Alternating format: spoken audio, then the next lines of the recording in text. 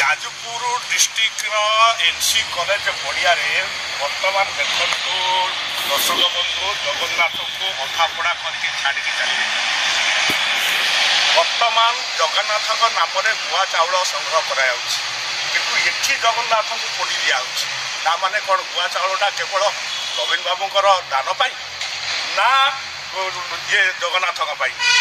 ଜଗନ୍ନାଥ ମହାପ୍ରଭୁ ବିଶ୍ୱର ସବୁଠୁ ବଡ଼ ଠାକୁର, ତାଙ୍କୁ ଯଦି ଆମ ଓଡ଼ିଶାରେ ଏଇଭଳିଆ ସମ୍ମାନ ଦେବା, ଆମ ଓଡ଼ିଶାବାସୀଙ୍କର ସମ୍ମାନ କେଉଁଠି? ଆପଣମାନେ ଚିନ୍ତା କରନ୍ତୁ। ଆଜି ଭୋଟ ପାଇଁ ବିଜେଡି କ'ଣ ନାହିଁ କ'ଣ କରୁଛି, କିନ୍ତୁ ସେସବୁ ଜଗନ୍ନାଥଙ୍କ ନାଁରେ ଚାଉଳ ଗୁଆ ମାଗିକି ଜଗନ୍ନାଥଙ୍କୁ ପୋଡ଼ି ଦେଉଛି ନା? ଆପଣମାନେ କ'ଣ ଭାବୁଛନ୍ତି?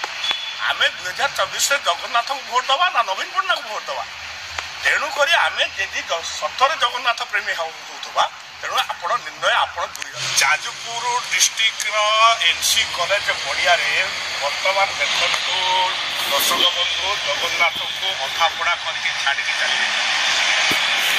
ବର୍ତ୍ତମାନ ଜଗନ୍ନାଥଙ୍କ ନାମରେ ଗୁଆ ଚାଉଳ ସଂଗ୍ରହ କରାଯାଉଛି, କିନ୍ତୁ ଏଠି ଜଗନ୍ନାଥଙ୍କୁ ପୋଡ଼ି ଦିଆହେଉଛି।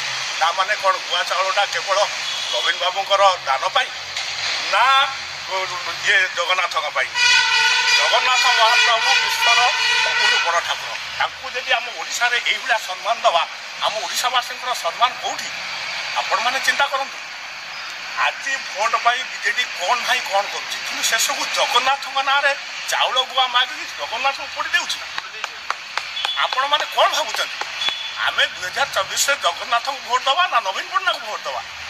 ତେଣୁକରି ଆମେ ଯଦି ସତରେ ଜଗନ୍ନାଥ ପ୍ରେମୀ ହେଉଥିବା, ତେଣୁ ଆପଣ ନିର୍ଣ୍ଣୟ ଆପଣ